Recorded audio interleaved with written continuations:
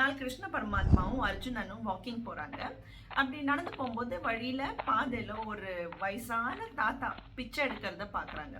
அதை பார்த்துட்டு அர்ஜுனனுக்கு மனசு ரொம்ப சோகமாயி அர்ஜுனன் கிருஷ்ணர்கிட்ட கேட்குறாரு, நீங்க இவ்வளோ படைப்பு படைச்சிருக்கீங்க, இந்த பிரம்மாண்டமே நீங்க பண்ணி தான் வந்திருக்கு. அப்ப நீங்க ஏன் இந்த மாதிரி ஒரு பிச்சைக்காரனையோ ஒரு மனுஷனை ஏன் இந்த ஃபார்ம்ல நீங்க படிச்சீங்கன்னு கேட்குறாரு. அதுக்கு அப்போ கிருஷ்ணர் எந்த பதிலும் சொல்ல. கிருஷ்ணர் பதில் சொல்றதுக்கு முன்னாடியே அர்ஜுனன் போய் அந்த தாத்தா கிட்ட கொஞ்சம் கோல்டு காயின்ஸ் கொடுக்குறாங்க. இந்த கோல்டு காயின்ஸ் கொடுத்துட்டு சொல்றாங்க, இனிமே நீங்க பிச்சை எடுக்க கூடாதுன்னு. அந்த தாத்தாவும் ரொம்ப ஹாப்பி ஆயிடுறாரு. ஓ, எனக்கு தங்க காசுகள் கிடைச்சிருச்சு, நான் இப்போ நல்லா இருக்க போறேன், பெரிய வீடு கட்ட போறேன், நான் நினைச்சது சாப்பிட போறேன் அப்படின்னு ரொம்ப குஷியா போயிட்டு இருக்காரு. அப்படி போயிட்டு இருக்கும்போது ஒரு திருடன் வந்துடுறாரு. திருடன் சொல்றா, டேய் என்னடா நீ என்ன அவ்வளோ பெரிய ஆளா, இவ்வளோ தங்க காசுகள் உன்கிட்ட எங்கேருந்து வந்ததுன்னு 4 சாத்து சாத்திட்டு அந்த கோல்டு காயின்ஸை திருடிட்டு ஓடிடுறாரு. சரின்னு தாத்தா கொஞ்சம் சோகமாயி அடுத்த நாள் திருப்பியும் பிச்சை எடுக்கிறாரு. கிருஷ்ண பரமாத்மாவும் அர்ஜுனனும் திருப்பி அதே பாதையில நடந்து போகும்போது அர்ஜுனன் பாக்குறாங்க. பார்த்துட்டு சொல்றாங்க, என்ன நேத்து தானே உங்களுக்கு தங்க காசுகள் கொடுத்தேன், பின்னியும் ஏன் நீங்க பிச்சை எடுக்கிறீங்க?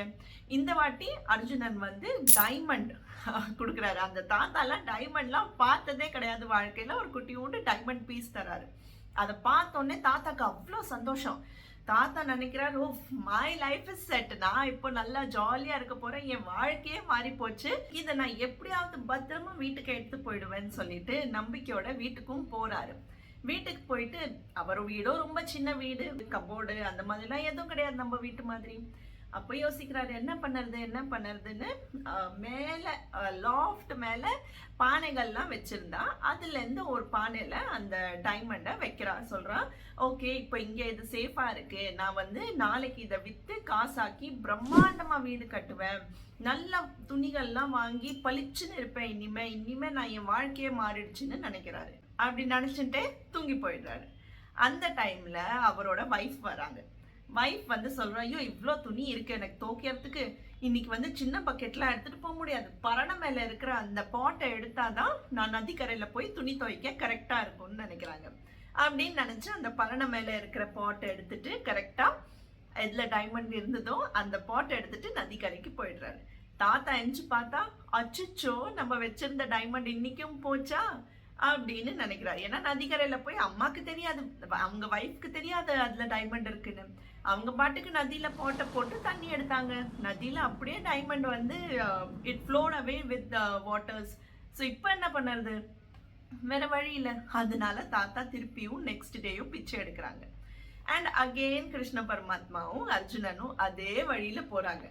அப்போ அர்ஜுனன் யோசிக்கிறாங்க, என்ன இது, நம்ம தங்க காசுகள் கொடுத்துட்டோம், டைமண்ட் கொடுத்துட்டோம், பின்னியும் ஏன் இவர் பிச்சை எடுக்கிறாருன்னு நினைக்கும் போது கிருஷ்ணர் சொல்றாரு, நீ கொஞ்சம் பொறு, இப்போ நான் ஏன் லீலையை காமிக்கிறேன்னு அப்படின்னு சொல்லிட்டு போய் அந்த பிச்சைக்காரனுக்கு 2 காசு கொடுக்குறாங்க. ஸோ 2 ரூபாய் இன்னைக்கு தேதிக்கு 2 rupees கொடுத்துட்டு சொல்றா, இனிமே நீ பிச்சை எடுக்க கூடாதுன்னு. கிருஷ்ணர் பரமாத்மா அப்படி என்னதான் லீலை பண்றான், இல்ல இந்த தாத்தா எப்படிதான் காசை தொலைக்கிறான்னு சொல்லிட்டு அர்ஜுனன் யோசிக்கிறாரு, இந்த வாட்டி நான் அந்த தாத்தாவை பின்தொடர்ந்துட்டே போய் பார்க்க போறேன், அந்த தாத்தாவோட வாழ்க்கையில என்ன நடக்குதுன்னு. ஸோ தாத்தாக்கு தெரியாது, பின்னாடில இருந்து அர்ஜுனன் ஃபாலோ பண்ணிட்டு வராங்க நம்மளன்னு. தாத்தா வழியில எப்போது போல வீட்டுக்கு போறதுக்கு நடந்து சகஜமா போயிட்டு இருக்கும் போது மனசுல சும்மா யோசிக்கிறாரு, இந்த 2 காசை வச்சுக்கிட்டு நான் என்ன பண்ண போறேனோ அப்படின்னு யோசிச்சுட்டு போகும்போது ஏத்தாப்ல இருந்து ஒரு ஃபிஷர்மேன் வரலாம். அந்த ஃபிஷர்மேன் அப்போதான் just at that moment fishing பண்ணிட்டு கூடைய தலையில வச்சுக்கிட்டு வராங்க. அந்த கூடையில இருக்கிற சில மீன்கள் இன்னும் ஜம்ப் பண்ணிக்கிட்டு இருந்துதான், இன்னும் உயிர் துடிப்போட இருந்துதான். அதை பார்த்துட்டு அந்த தாத்தாக்கு மனசு உருகி அந்த தாத்தா நினைக்கிறாரு, இந்த 2 காசு வச்சு நமக்கு ஒன்றும் பிரச்சனை இல்லை, இதை வச்சு நம்ம அந்த மீனை வாங்கி அந்த மீனை திருப்பியும் தண்ணியில விட்டோம்னா அட்லீஸ்ட் அந்த மீனாவது உயிரோட இருக்கட்டும், நமக்கு யூஸ் ஆகாட்டி கூட இந்த காசை வச்சு நம்ம மற்றவங்களுக்கு ஏதாவது உதவியா இருக்கலாம்னு நினைச்சிட்டு அந்த ஃபிஷர்மேன் கிட்ட போய் உயிரோட துடிச்சிட்டு இருக்கிற அந்த மீனை வாங்கி திருப்பியும் தண்ணியில விடுறாளாம். தண்ணியில விட்டோன்னே பார்த்தா அந்த மீன் துள்ளி குதிக்கும் போது அதோட வாயிலேருந்து ஒரு ஏப்பம் மாதிரி பெரிய சத்தம் ஏதோ பறந்து வந்தது பார்த்தாராம். என்ன பறந்து வந்ததுன்னு பார்க்க போகும்போது பார்த்தா அந்த same diamond which he had lost the previous day அது மீன் வாயிலேருந்து வருதாம். அந்த டைமண்டை பார்த்து தாத்தாக்கு அவ்வளோ குஷி, ரொம்ப சந்தோஷமாயிட்டாரு. தாங்கல அவரால். அதனாலயே ஏன்னு கத்தி கத்தி ஆடிக்கிட்டு இருந்தாரு. ஏன்னு கத்தும் போது அங்க தூரத்துல இருந்து ஒரு மனுஷன் நடந்துட்டு போயிட்டு இருந்தாராம். என்ன சத்தம் வருதுன்னு அவர் பாக்குறாரு. அச்சோ, இது அதே தாத்தா, நம்ம தங்க காசு திருடுன தாத்தான்னு அந்த மனுஷனுக்கு பயம் வந்துருதான். அந்த மனுஷன் நினைக்கிறாரு, ஐயோ தாத்தா வந்து நம்மள கண்டுபிடிச்சிட்டா போல, இப்படி கத்திக்கிட்டு ஊரை கூட்டிட்டாரா, நம்மள ஊரை விட்டு வெளியவே வச்சிருவாளே அப்படின்னு அந்த மனுஷன் நினைக்கிறான். அது சொல்லுவான்ல, குற்றம் இல்ல மனசாட்சி குறுகுறு பண்ணோன்னு, அந்த மாதிரி அந்த திருடனுக்கு ஃபீல் ஆயிட்டான். அதனால அந்த திருடன் என்ன பண்ணான், ஓடி வரான் தாத்தா கிட்ட. ஓடி வந்து தாத்தாக்கு அந்த தங்க காசுகளை திருப்பி கொடுத்துட்டு சொல்றாரு, என்னை மன்னிச்சிடுங்க, இனிமே உங்க பக்கமே நான் வரமாட்டேன், கத்தி கத்தி ஊரை கூப்பிடாதீங்க. தாத்தாக்கு ஒரே குழப்பம், நம்ம டைமண்ட் கிடைச்ச சந்தோஷத்துல குதிச்சுட்டு இருந்தா, இங்க பார்த்தாலும் அன்னைக்கு தொலைச்ச தங்க காசு நம்ம கிட்ட திருப்பி வந்துருது. தாத்தாக்கு குஷி தாங்க முடியல. அந்த திருட அந்த தங்க காசை கொடுத்து ஓடி போயிட்டானாம். இத பார்த்து அர்ஜுனன் பிரமிச்சு நிக்கிறாரு. என்னடா, நம்ம தங்க காசு கொடுத்தோம், டைமண்ட் கொடுத்தோம், அன்னைக்கெல்லாம் கிடைக்காத சந்தோஷம் பரமாத்மா இன்னைக்கு 2 ரூபாய் கிடைச்சு கொடுத்ததுல இந்த தாத்தாக்கு இவ்வளோ சந்தோஷம் வந்துருச்சு, எல்லாமே திருப்பி கிடைச்சிருச்சேன்னு.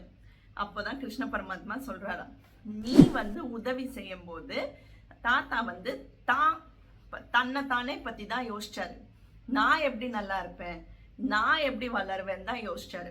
ஆனா நான் இன்னைக்கு அவருக்கு 2 ரூபாய் கொடுத்தோன்னே அவர் தன்னை பத்தி யோசிக்காம மிச்சவங்களுக்கு எப்படி உதவி செய்யணும்னு யோசிச்சாரு. அதனாலதான் அவர் தொலைச்சதையும் நான் அவருக்கு திருப்பி கொடுத்துட்டேன்னு. ஸோ நம்ம எப்பவுமே கஷ்டப்படுறவாளுக்கோ இல்ல when someone is in need, நம்ம அவங்களுக்கு உதவி செய்யும் போது கடவுள் எப்பவுமே நம்ம கூட இருப்பாரு. ஸோ நம்மளை பத்தியே யோசிக்காம நம்ம என்னைக்கு மற்றவங்களை பத்தியும் யோசிச்சு எப்படி ஒருத்தருக்கு ஹெல்ப் பண்ணி when we rise together, கடவுள் நம்ம கூடயே இருப்பாராம். அண்ட் நம்ம தொலைச்சதும் நமக்கு கிடைச்சிருமா. அதனால உங்களால முடிஞ்ச அளவுக்கு மிச்சவங்களுக்கும் உதவி செய்யுங்கன்னு கிருஷ்ண பரமாத்மா சொல்றாரு.